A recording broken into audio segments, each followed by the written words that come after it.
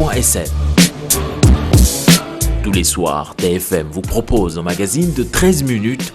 Vivez en direct sur la RFM les matchs du Sénégal. Avec l'Observateur, lisez tous les jours les cahiers de l'Afrobasket pour ne rien rater des Lions.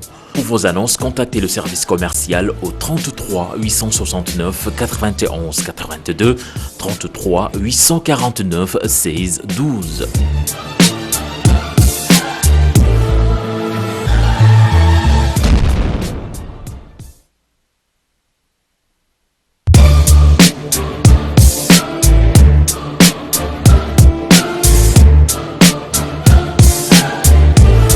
Bonsoir et bienvenue à toutes et à tous. Nous sommes ici sur le parquet du Palais des Sports de Treichville, là où le Sénégal vient de réaliser l'exploit de sortir le Nigeria de cette compétition.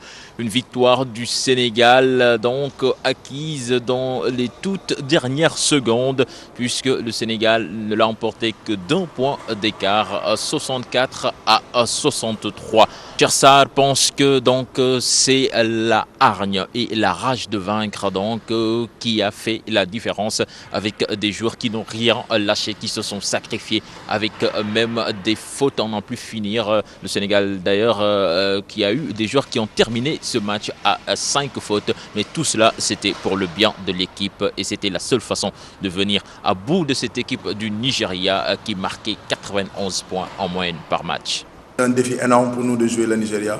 On n'était pas parti favori du tout. On était les outsiders.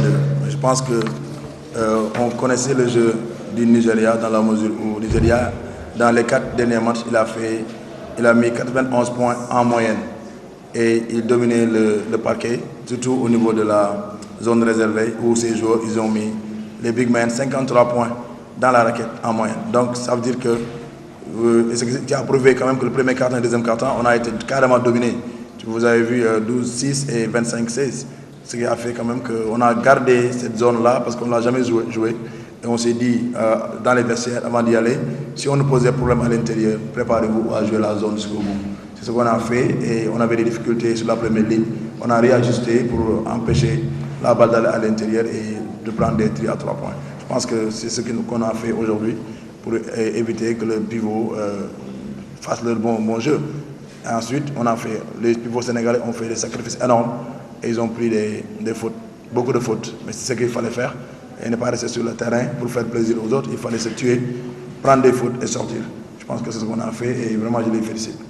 Je pense qu'il y a une très bonne réception. Je pense que les joueurs il y a beaucoup de stratèges dans le groupe, des gens qui sont capables de recevoir et de traiter l'information que l'on donne au profit et au service de l'équipe. Je pense que quand on a fait le premier quart-temps, ce n'était pas bien du tout. On est parti en zone. Donc il fallait quand même mettre les tenants sur le terrain. Et les gens comme Malé qui organisaient derrière, qui parlaient aux jeunes pour leur expliquer ce qu'il fallait faire sur la rotation défensive. C'était très compliqué au départ, mais je pense qu'après, ils se sont adaptés par rapport aux jeux nigérians. Je pense que le discours est quelque chose, mais je pense que la réceptivité des joueurs a beaucoup aidé à transmettre le message. Et je crois qu'à la mi-temps, on a senti quand même qu'il fallait y aller maintenant, quoi. Bien qu'à un moment donné, il y avait un peu de laxisme au niveau des pertes de balles et au niveau des retards, au niveau du repli défensif. Je pense que ça a créé un regain de courage chez les joueurs. Et je pense que le discours peut-être en est pour quelque chose, mais je n'ai pas tiré le rideau vers moi. Je pense que c'est tout le monde qui a fait un bon travail. Même analyse chez Malendoy, le capitaine de l'équipe nationale du Sénégal, qui pense que ce rôle d'outsider a boosté ses coéquipiers. Il y a trop d'émotions en ce moment. Donc, pour parler du match, on savait que ça allait être pratiquement le match le plus difficile qu'on ait à jouer. On avait en face une équipe du Nigeria qui jusqu'à présent n'avait pas perdu de match et qui, je pense, gagnait ces matchs de plus de 20 points d'écart.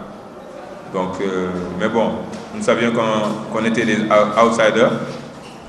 Au début du match, ils ont montré qu'ils étaient l'équipe qui était supposée gagner.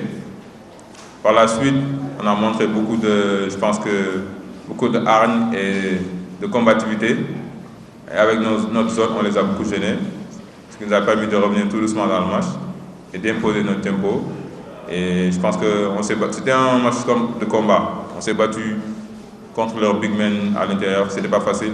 On a vu qu'on a eu 2 ou 3 joueurs qui ont eu 5 fautes. Mais il fallait rien lâcher et c'est ce qu'on a fait jusqu'au bout. Donc je remercie mes coéquipiers, le staff, tout le monde. C'était une victoire d'équipe. Côté nigérian, on est extrêmement déçu.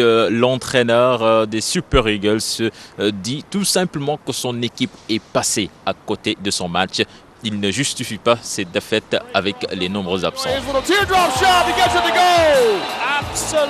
Retour sur cette victoire du Sénégal avec Bamba Kassé, le journaliste de l'agence de presse sénégalaise, qui pense que les Lions du Sénégal donc, ont imprimé leur marque dans ce match avec une défense impossible donc pour ces Nigérians qui, disons-le, marquent souvent plus de 90 points par match, mais ce n'était pas possible aujourd'hui. Bamba Kassé qui revient également sur le carré d'as compétition.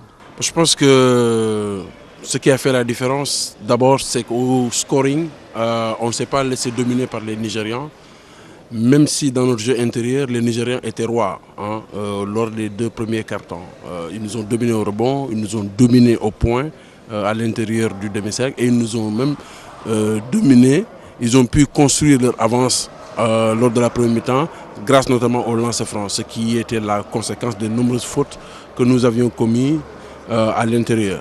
Donc je pense qu'au retour des vestiaires, avec la bonne entrée des intérieurs, notamment de Saher Sen, qui de suite met 5 points et marque sa présence au rebond, le Sénégal a pu revenir prendre les devants au scoring et revenir dans le match. Après, il y a eu des moments où il fallait vraiment creuser l'écart. Ça a été le cas en début de 4e quart-temps.